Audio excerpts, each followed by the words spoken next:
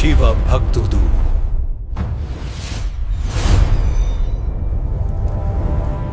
ఈ వీడియోలో మీరు తెలిసిన ముఖ్యాంశాలు: అష్టదిక్పాలుగల ఓటమి, దేవతల భయం, గరుడ వాహనంపై శ్రీహరి ఎంట్రీ, హరితారకుల మధ్య భయంకరమైన ద్వంద్వ యుద్ధం, ఆయుధాల ప్రయోగం, తారకాసుని వరగర్భం, సుదర్శన చక్రం ప్రయోగించిన వేళ జరిగిన అద్భుతం, యుద్ధరంగం నుండి శ్రీహరి వ్యూహాత్మక ఉపసంహరణ, వీరత్వం, భక్తి ఉప్పొంగే ఈ మహాసంగ్రామాన్ని తప్పకుండా చూడండి. అలాగే ఆ ఛానల్కు సభ్యత్వం పొందండి, లైక్ చేయడం మర్చిపోవద్దు. వాగర్థావివ సంపృక్తౌ వాగర్థ ప్రతిపత్తయే జగతః పితరౌ వందే పార్వతీ పరమేశ్వరౌ. పరమేశ్వర స్వరూపమైన శ్రీ శివమహాపురాణ పఠనములకు నమస్కారము. ఇక ఈ వీడియోలో దేవాసుర యుద్ధము, హరితారుకల పోరు అనే ఘట్టం గురించి తెలుసుకుందాం. బ్రహ్మదేవుడు పుత్ర నారద, దేవదానవుల సేనలకు ఆ సేనాధినాయకులని ఇంద్ర తారకుల మధ్య జరిగిన రూముల యుద్ధమునకు నీకు ఇంతవరకు చెప్పాను కదా. ఆ తరువాత ఏం జరిగింది, ఎలా జరిగింది అనేది వివరిస్తాను విను. నారద, ఈ ప్రకారంగా దేవదానవులను వినాశనం చేసే తుములమైన యుద్ధం జరుగుతోంది. తారకాసుడు దేవేంద్రుడి శక్తి అనే ఒక గొప్ప ఆయుధంతో కొట్టాడు. వెంటనే ఆ దెబ్బకి ఐరావతం కాస్త మూర్ఛపోయి నేల మీద పడిపోయింది. వజ్రమును ధరించే ఇంద్రుడు మిక్కిలి ఖేదమును పొందాడు. నారద, అదేవిధంగా లోకపాలురంతా వారి కంటే అధిక బలం కలిగిన రణ విద్యాపారంగతులైన రాక్షసుల చేతిలో పరాజయం పొందారు. దానవులో యుద్ధం చేస్తున్న ఇతర దేవతలు కూడా వారి తేజస్సును తట్టుకోలేక పరాజయం పొంది వెనక్కు తగ్గారు. ఆ సమయంలో గొప్ప పరాక్రమాన్ని ప్రదర్శించి విజయాన్ని సాధించిన దానవులు సింహనాదమును చేస్తూ కోలాహలంగా గర్జించారు. ఆ సమయంలో క్రోధావిష్టుడైన వీరభద్రుడు వీరులైన గణములతో కలిసి తానే వీరుడని భావించే తారకాసురుని ఎదుర్కొన్నాడు. శివుని కోపం నుండి పుట్టిన వాడైన బలవంతుడైన గణాధ్యక్షుడైన వీరభద్రుడు దేవతలను వెనుకకు పంపి యుద్ధం చేయాలనే కోరికతో తారకాసురుని ఎదురుగా నిలబడ్డాడు. అప్పుడు ఆ ప్రమథులు రాక్షసులు మిక్కిలి ఉత్సాహంతో ఆ మహారణ రంగంలో పరస్పర యుద్ధం చేశారు. యుద్ధంలో పండితులైన వారు ఆ యుద్ధంలో ఒకరిని ఒకరు త్రిశూలములతో, రెండు వైపులా పదునగల కత్తులతో, పాశములతో, ఖడ్గములతో, గొడ్డళ్లతో, పట్టిశములతో హింసించుకుంటున్నారు. వీరభద్రుడు త్రిశూలంతో తారకాసుని గట్టిగా కొట్టాడు. తారకాసుడు క్షణకాలం మూర్చిపోయి వెంటనే నేల మీద పడిపోయాడు.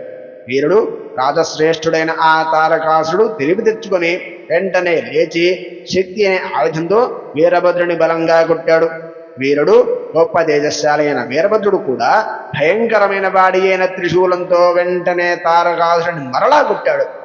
రాక్షసుడు బలశాలి, వీరులకు ఆదరణీయుడైన ఆ తారకాసుడు కూడా తరువాత యుద్ధంలో వీరభద్రుని మరలా శక్తితో కొట్టాడు.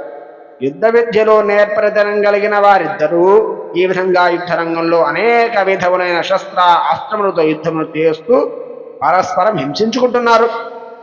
అప్పుడు అక్కడ అందరూ చూస్తుండగా ఆ ఇద్దరు మహావీరుల మధ్య శరీరమును గొగ్గుర్పుడ్చే విధమైన భయంకరమైన యుద్ధం జరిగినది.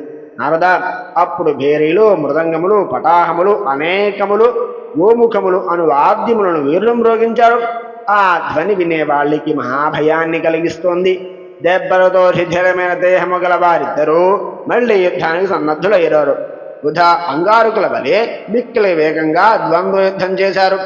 వీరభద్రుడికి తారకాసురుడు జరుగుతున్న యుద్ధాన్ని చూసి శివునకు ప్రియుడువైన నువ్వు అనగా నారదుడు అక్కడికి వెళ్ళావు.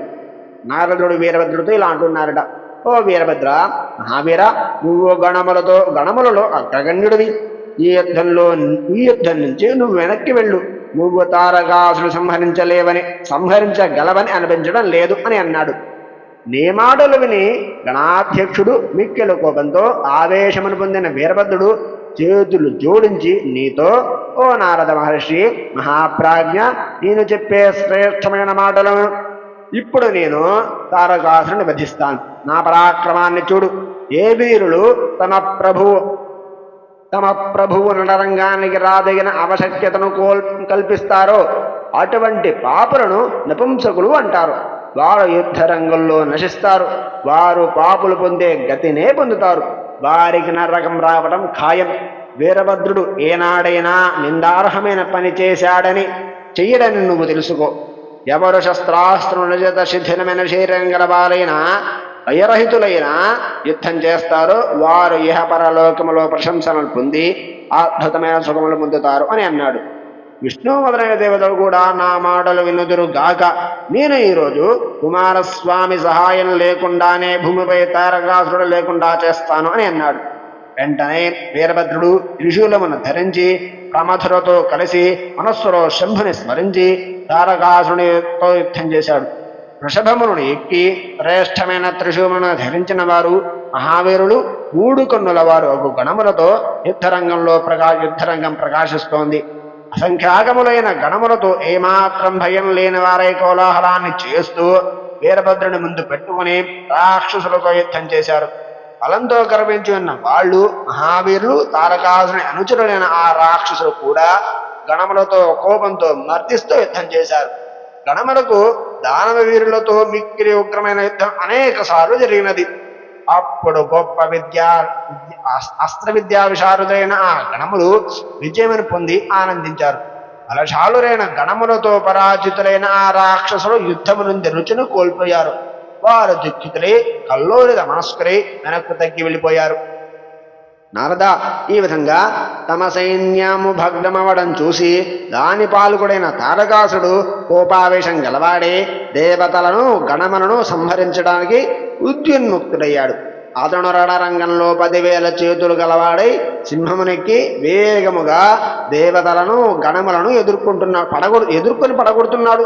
మహాబలుడు గణాధ్యక్షుడైన ఆ వీరభద్రుడు ఆ తారకాసురుని యుద్ధాన్ని చూసి మిక్కిలి కోపించి వాడిని చంపడానికి ఉద్యున్ముక్తుడయ్యాడు. అతడు శివుని పాదపద్మమును తొలుచుకొని గొప్ప త్రిశూలాన్ని చేతిలో ధరించాడు. అతడి తేజస్సుతో సమస్త దిక్కులు ఆకాశము కూడా ప్రకాశిస్తున్నాయి. ఎంతలో గొప్ప ఉత్కంఠతో చూస్తున్న కుమారస్వామి వెంటనే వీరబాహువుతో చెప్పించి ఆ యుద్ధాన్ని ఆపించాడు. వీరభద్రుడు కుమారుని ఆజ్ఞను శిరసావహించి యుద్ధం నుండి వెనకకు తిరిగాడు.